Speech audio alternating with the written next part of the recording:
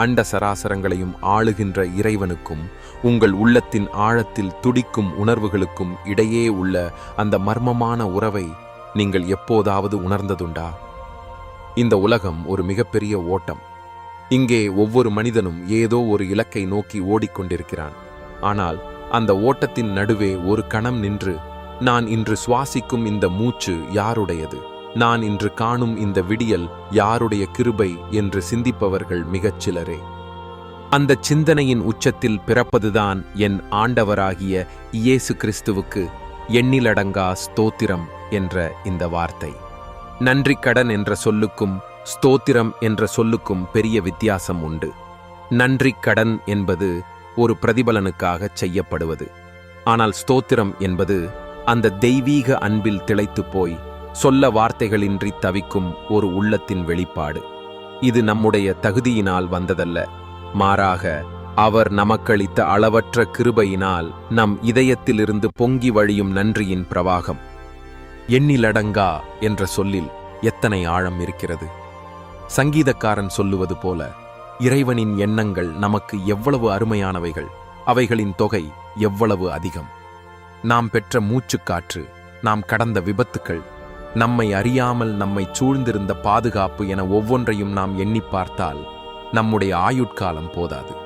நம்முடைய தகுதியைக் காட்டிலும் அவருடைய கிருபை மிகப் பெரியது என்பதால்தான் நம் இதயத்திலிருந்து இந்த ஸ்தோத்திர பலி எழுகிறது. இயேசு கிறிஸ்துவை நாம் வெறும் ஒரு வரலாற்று நாயகனாக பார்க்கவில்லை. அவர் நம்முடைய மீட்பர். அவர் நமக்காக சிலுவையில் சிந்திய ஒவ்வொரு சொட்டு இரத்தமும் நம்முடைய பாவங்களை கழுவியது என்பதற்காக மட்டும் நாம் ஸ்தோத்திரம் சொல்லவில்லை. மாறாக, யாரும் இல்லாத தனிமையில், மகனே பயப்படாதே, நான் உன்னோடு இருக்கிறேன் என்று அவர் கொடுத்த அந்த மெல்லிய அமைதியான வாக்குறுதிக்காக நாம் துதிக்கிறோம். கல்வாரி மலையில் அவர் காட்டிய அந்த தியாக அன்பு உலகத்தார் காட்டும் நிபந்தனையுள்ள அன்பை போன்றது அல்ல. உலக அன்பு நீ எனக்கு என்ன செய்வாய் என்று கேட்கும். ஆனால் இயேசுவின் அன்பு உனக்காக நான் என்னையே தருகிறேன் என்று சொல்லியது. அந்த நிபந்தனையற்ற, மாறாத, மறைந்து போகாத அன்புக்காகவே நாம் அவருக்கு எண்ணிலடங்கா ஸ்தோத்திரங்களை செலுத்துகிறோம். நிறைய நேரங்களில் நாம் நினைப்பதுண்டு, நம்முடைய விருப்பங்கள் நிறைவேறும்போது மட்டும்தான் ஸ்தோத்திரம் சொல்ல வேண்டும் என்று. ஆனால் வேதம் எல்லாவற்றிலேயும் ஸ்தோத்திரம் செய்யுங்கள் என்று சொல்லுகிறது.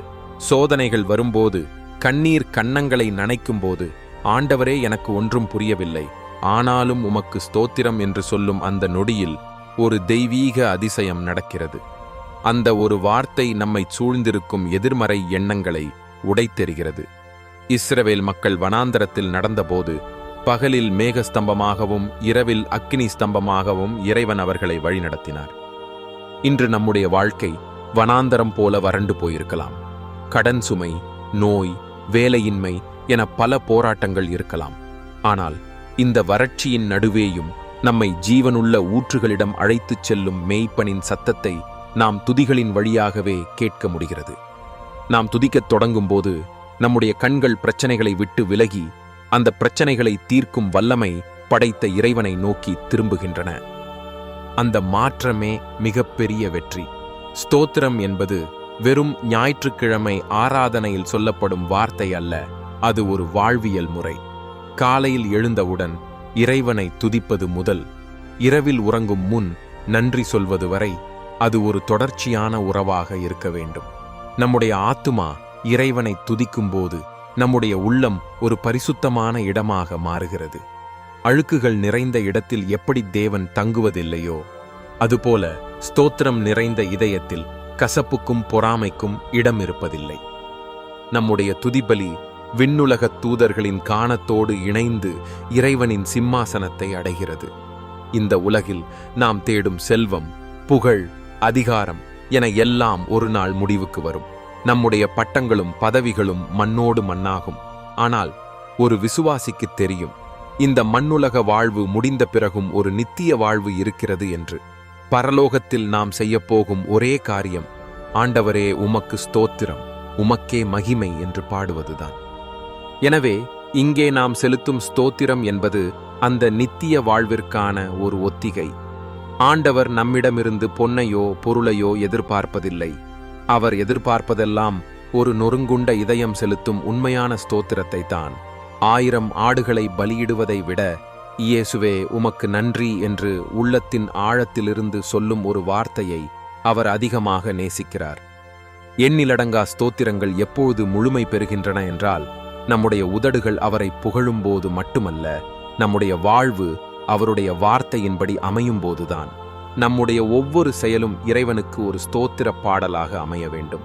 நாம் பிறருக்குச் செய்யும் உதவி, நாம் காட்டும் அன்பு, நாம் கடைபிடிக்கும் பொறுமை, இவை அனைத்துமே ஒரு விதத்தில் என் ஆண்டவராகிய இயேசு கிறிஸ்துவுக்கு நாம் செலுத்தும் காணிக்கைகளே.